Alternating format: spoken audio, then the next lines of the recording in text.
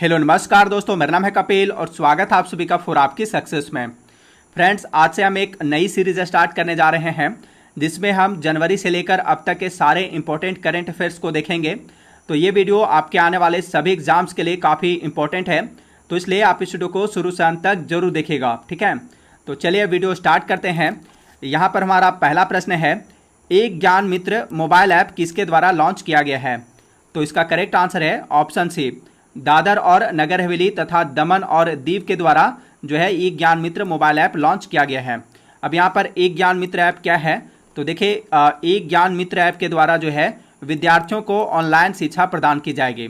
अब यहाँ पर बात हुई है दादर और नगर हवेली तथा दमन और दीव की। तो दादर और नगर हवेली तथा दमन और दीव जो है यह पश्चिमी भारत में एक केंद्र शासित प्रदेश है जिसकी स्थापना पहले के दादरा और नगर हवेली तथा दमन और दीव के विलय द्वारा हुई है। यह 26 जनवरी 2020 से अस्तित्व में आया है और इसकी राजधानी कहाँ स्थित है? दमन में स्थित है, ठीक है। दादरा और नगर हवेली तथा दमन और दीव की राजधानी कहाँ स्थित है? तो इसकी राजधानी दमन में स्थित है। नेक्स्ट क्वेश्चन है क्वेश्चन नंबर 2, 3 से 7 जनवरी 2020 के मध्य 107वें भारतीय विज्ञान कांग्रेस का आयोजन कहाँ किया गया? तो इसका करेक्ट आंसर है ऑप्शन बी, बेंगलुरु में। 107वें भारतीय विज्ञान कांग्रेस 2020 का आयोजन जो है कर्नाटक के बेंगलुरु शहर में आयोजित किया गया था। और इसका थीम क्या था? तो इसका थीम था विकास और प्रौद्योगिकी ग्रामीण विकास, ठीक है। और 3 से 7 जनवरी 2021 के मध्य 108वें भारतीय विज्ञान कांग्रेस का आयोजन कहाँ किया जाएगा? तो इसका आयोजन महाराष्ट्र के पुणे में आयोजित किया जाएगा, ठीक है। महाराष्ट्र के पुणे में आयोजित किया जाएगा। 107वें भारतीय विज्ञान कांग्रेस का आयोजन कर्नाटक के बेंगलुरु में किया गया था और 108वें भारतीय विज्ञान कांग्रेस 2021 का आयोजन पुणे महाराष्ट्र में आयोजित किया जाएगा। और इसका थीम क्या होगा? 108वें भारतीय विज्ञान कांग्रेस का मुख्य विषय क्या होगा? तो इसका मुख्य विषय है महिला सशक्तिकरण के साथ सतत विकास के लिए विज्ञान और प्रौद्योगिकी, इसका मुख्य थीम है। नेक्स्ट क्वेश्चन है क्वेश्चन नंबर 3, भारत के पहले चीफ ऑफ डिफेंस स्टाफ कौन बने हैं? तो इसका करेक्ट आंसर है ऑप्शन ए, बिपिन रावत, ठीक है। बिपिन रावत जो है ये भारत के पहले चीफ ऑफ डिफेंस स्टाफ बने हैं। अब यहाँ पर देखिए, बिपिन रावत जो है ये भारत के पहले और वर्तमान रक्षा प्रमुख या चीफ ऑफ डिफेंस स्टाफ हैं। उन्होंने 1 जनवरी 2020 को रक्षा प्रमुख के पद का भार ग्रहण किया है। इससे पूर्व वो भारतीय थल सेना में थे। बिपिन रावत 2016 से 2019 तक थल सेना के पद पर रहे। बिपिन रावत भारत के 27वें थल सेना प्रमुख थे, ठीक है। लेकिन अभी वर्तमान में ये जो है बिपिन रावत भारत के पहले और वर्तमान रक्षा प्रमुख या चीफ ऑफ डिफेंस स्टाफ हैं। नेक्स्ट क्वेश्चन है क्वेश्चन नंबर 4, अगस्त 2020 को संपन्न बेल्जियम ग्रैंड प्रिक्स 2020 का खिताब किसने जीता है? तो इसका करेक्ट आंसर है ऑप्शन ए, लुइस हैमिल्टन ने। अभी बेल्जियम ग्रैंड प्रिक्स 2020 का खिताब लुइस हैमिल्टन ने जीता है। लुइस हैमिल्टन ने मर्सिडीज के चालक लुइस हैमिल्टन जो है ये पहले स्थान पर रहे हैं। और मर्सिडीज के ही चालक वाल्टेरी बोटास जो हैं, जो कि फिनलैंड के हैं, ये दूसरे स्थान पर रहे हैं। जबकि रेडबुल के चालक मैक्स वर्स्टापेन जो है, जो कि नीदरलैंड के हैं, ये तीसरे स्थान पर रहे हैं। नेक्स्ट क्वेश्चन है क्वेश्चन नंबर 5, स्वामी विवेकानंद कर्मयोगी पुरस्कार 2020 से किसे सम्मानित किया गया है? तो इसका करेक्ट आंसर है ऑप्शन बी, जादव पायेंग को। स्वामी विवेकानंद कर्मयोगी पुरस्कार 2020 से जादव पायेंग को सम्मानित किया गया है। यहाँ पर देखिए, असम में वन संरक्षण में बहुमूल्य योगदान देने वाले फॉरेस्ट मैन ऑफ इंडिया के नाम से मशहूर पर्यावरणविद जादव पायेंग को स्वामी विवेकानंद कर्मयोगी पुरस्कार 2020 से सम्मानित किया गया है। तो आप यहाँ पर ध्यान रखिएगा कि फॉरेस्ट मैन ऑफ इंडिया के नाम से किसे जाना जाता है? तो वह जाने जाते हैं जादव पायेंग, ठीक है। जादव पायेंग जो हैं, इन्हें फॉरेस्ट मैन ऑफ इंडिया के नाम से भी जाना जाता है। और ये कहाँ से हैं? तो ये असम से हैं, ठीक है। असम में वन संरक्षण में बहुमूल्य योगदान देने के लिए इन्हें जो है स्वामी विवेकानंद कर्मयोगी पुरस्कार 2020 से सम्मानित किया गया है। जादव पायेंग को फॉरेस्ट मैन ऑफ इंडिया के नाम से जाना जाता है। यह पुरस्कार 2013 में पहली बार प्रदान किया गया था। स्वामी विवेकानंद कर्मयोगी पुरस्कार जो है यह पहली बार वर्ष 2013 में प्रदान किया गया था। कर्मयोगी पुरस्कार पूर्वोत्तर भारत के महान हस्तियों को प्रदान किया जाता है। नेक्स्ट क्वेश्चन है क्वेश्चन नंबर 6, IBM का नया CEO किसे नियुक्त किया गया है? तो IBM का नया CEO किसे नियुक्त किया गया है? तो 1 नियुक्त किए गए हैं कृष्णा सुब्रमण्यम को। ठीक है, IBM का इसका आंसर है ऑप्शन सी। IBM का नया CEO जो है, IBM का नया CEO अरविंद कृष्णा को नियुक्त किया गया है। ठीक है, अरविंद कृष्णा को जो है IBM का नया CEO नियुक्त किया गया है। यहाँ पर देखिए भारतीय मूल के अरविंद कृष्णा को IBM का नया CEO नियुक्त किया गया है। IBM का फुल फॉर्म क्या होता है? तो इसका फुल फॉर्म होता है international business machine corporation. IBM की स्थापना कब हुई थी? तो इसकी स्थापना वर्ष 1911 ईस्वी में हुई थी। और IBM का मुख्यालय कहाँ स्थित है? तो इसका मुख्यालय न्यूयॉर्क में स्थित है, संयुक्त राज्य अमेरिका में। और प्रेजेंट टाइम पे IBM के CEO कौन है? तो वह है भारतीय मूल के अरविंद कृष्णा जो है, ये IBM के वर्तमान CEO हैं। नेक्स्ट क्वेश्चन है क्वेश्चन नंबर 7।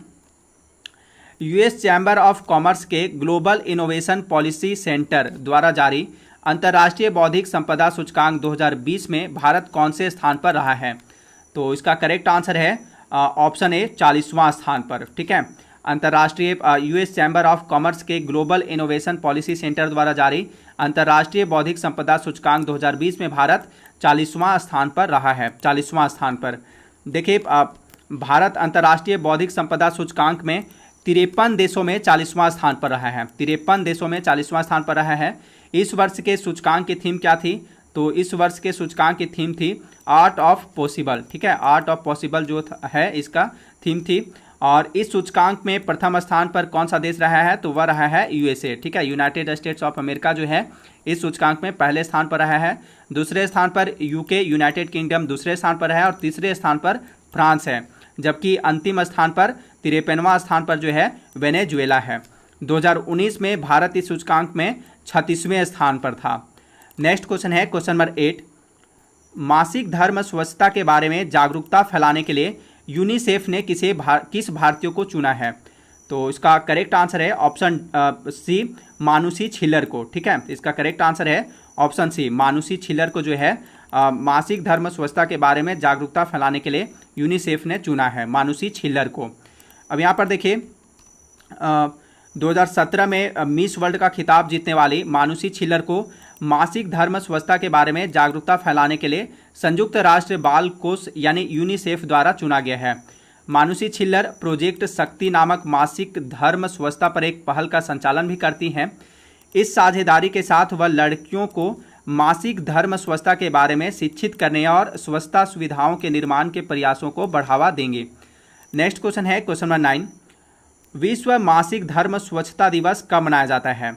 तो इसका करेक्ट आंसर है ऑप्शन बी 28 मई को। प्रत्येक वर्ष जो है विश्व मासिक धर्म स्वच्छता दिवस प्रत्येक वर्ष 28 मई को मनाया जाता है, 28 मई को।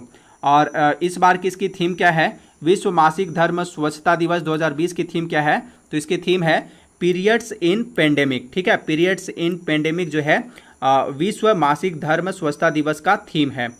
नेक्स्ट क्वेश्चन है क्वेश्चन नंबर 10। पुस्तक द डेथ ऑफ जीसस के लेखक कौन हैं? तो इसके लेखक हैं J.M. कोएटजी। ठीक है, पुस्तक द डेथ ऑफ जीसस के लेखक कौन हैं? तो इसके लेखक J.M. कोएटजी हैं। देखिए वर्ष 2020 में पुस्तक द डेथ ऑफ जीसस प्रकाशित की गई है। कब प्रकाशित की गई है? द डेथ ऑफ जीसस पुस्तक जो है यह वर्ष 2020 में प्रकाशित की गई है। यह उनकी इस सीरीज की तीसरी पुस्तक है। वर्ष 2014 में उनकी पुस्तक द चाइल्डहुड ऑफ जीसस और वर्ष 2018 में स्कूल डेज ऑफ जीसस प्रकाशित हुई थी। दक्षिण अफ्रीकी लेखक J.M. कोएटजी ने वर्ष 2003 में साहित्य का नोबेल पुरस्कार जीता था। उन्होंने 2 बार वर्ष 1983 ईस्वी में और वर्ष 1999 ईस्वी में बुकर पुरस्कार भी जीता है। ठीक है, तो द डेथ ऑफ जीसस पुस्तक किसके द्वारा लिखी गई है? तो यह पुस्तक J.M. कोएटजी के द्वारा लिखी गई है। नेक्स्ट क्वेश्चन है G7 AI समूह में शामिल होने वाला अंतिम G7 राष्ट्र कौन सा है? तो इसका राइट आंसर है option A America. G7 AI समूह में शामिल होने वाला अंतिम G7 राष्ट्र अमेरिका है। ठीक है, अमेरिका। यहाँ पर देखिए G7 ने आर्टिफिशियल इंटेलिजेंस पर ग्लोबल पार्टनरशिप यानी वैश्विक साझेदारी की स्थापना की है। शुरुआत में अमेरिका इसका सदस्य नहीं था, पर अब अमेरिका G7 आर्टिफिशियल इंटेलिजेंस समूह में शामिल हो गया है। G7 AI यानी G7 आर्टिफिशियल इंटेलिजेंस जो है यह कृत्रिम बुद्धिमत्ता के उपयोग के लिए नैतिक दिशा निर्देशों को निर्धारित करने के लिए एक अंतर्राष्ट्रीय पैनल है। G7 की बात करें तो G7 जो है यह 7 देशों का एक समूह है, जिसमें Canada, France, Germany, Italy, Japan, United kingdom और संयुक्त राज्य अमेरिका देश शामिल हैं। नेक्स्ट क्वेश्चन है क्वेश्चन नंबर 12, ओडिशा दिवस कब मनाया जाता है? तो इसका करेक्ट आंसर है ऑप्शन बी 1 अप्रैल को। ओडिशा दिवस प्रत्येक वर्ष जो है 1 अप्रैल को मनाया जाता है, 1 अप्रैल को। यहाँ पर देखिए ओडिशा 1 अप्रैल 1936 को, ओडिशा जो है 1 अप्रैल 1936 को एक अलग राज्य के रूप में गठित हुआ था। इसी के याद में 1 अप्रैल को ओडिशा दिवस मनाया जाता है। ओडिशा दिवस को उत्कल दिवस भी कहा जाता है, ठीक है। तो एग्जाम में आपसे इस तरह से भी पूछा जा सकता है कि उत्कल दिवस कब मनाया जाता है या ओडिशा दिवस कब मनाया जाता है, तो यह 1 अप्रैल को मनाया जाता है। इस साल 83वां उत्कल दिवस या ओडिशा स्थापना दिवस मनाया गया है। नेक्स्ट क्वेश्चन है, महिला एवं बाल विकास मंत्रालय द्वारा किस महीने में पोषण माह आयोजित किया जाता है? तो इसका करेक्ट आंसर है ऑप्शन डी, सितंबर माह में, ठीक है। महिला एवं बाल विकास मंत्रालय द्वारा सितंबर माह में पोषण माह आयोजित किया जाता है, पोषण माह। और देखिए यह जो है महिला एवं बाल विकास मंत्रालय जनता के बीच पोषण सुरक्षा के लाभों के बारे में जागरूकता पैदा करने के लिए सितंबर 2020 में पोषण माह आयोजित करता है, ठीक है। सितंबर माह में जो है पोषण माह आयोजित करता है। इससे पहले पोषण माह सितंबर 2018 और सितंबर 2019 में मनाया गया था। नेक्स्ट क्वेश्चन है क्वेश्चन नंबर 14, किस देश द्वारा भारतीय डॉक्टर द्वारका नाथ कोटनिस की प्रतिमा स्थापित की जाएगी? तो इसका करेक्ट आंसर है ऑप्शन ए, चीन, ठीक है। चीन के द्वारा जो है भारतीय डॉक्टर द्वारका नाथ कोटनिस की प्रतिमा स्थापित की जाएगी। यहाँ पर देखिए भारतीय डॉक्टर द्वारका नाथ कोटनिस को सम्मानित करने के लिए चीन में कांस्य प्रतिमा स्थापित की जाएगी। द्वितीय विश्व युद्ध और माओ त्से तुंग के अगुवाई में हुई चीनी क्रांति के दौरान उनके योगदान के लिए उन्हें सराहना की जाती है। कोटनिस 1938 ईस्वी में द्वितीय विश्व युद्ध के दौरान चीन की मदद करने के लिए भारतीय राष्ट्रीय कांग्रेस द्वारा भेजी गई चिकित्सा टीम का एक हिस्सा थे। 1942 में वह चीन की कम्युनिस्ट पार्टी में शामिल हो गए थे, ठीक है। चलिए नेक्स्ट क्वेश्चन देखते हैं, क्वेश्चन नंबर 15 और इस वीडियो का लास्ट क्वेश्चन है, एशिया के लिए राष्ट्रीय स्तर पर निर्धारित योगदान परिवहन पहल को किस संगठन ने लॉन्च किया है? तो इसका करेक्ट आंसर है ऑप्शन ए, नीति आयोग ने, ठीक है। एशिया के लिए राष्ट्रीय स्तर पर निर्धारित योगदान परिवहन पहल को नीति आयोग ने लॉन्च किया है। यहाँ पर देखिए नीति आयोग ने हाल ही में एशिया के लिए राष्ट्रीय स्तर पर निर्धारित योगदान परिवहन पहल NDCTIA लॉन्च किया है।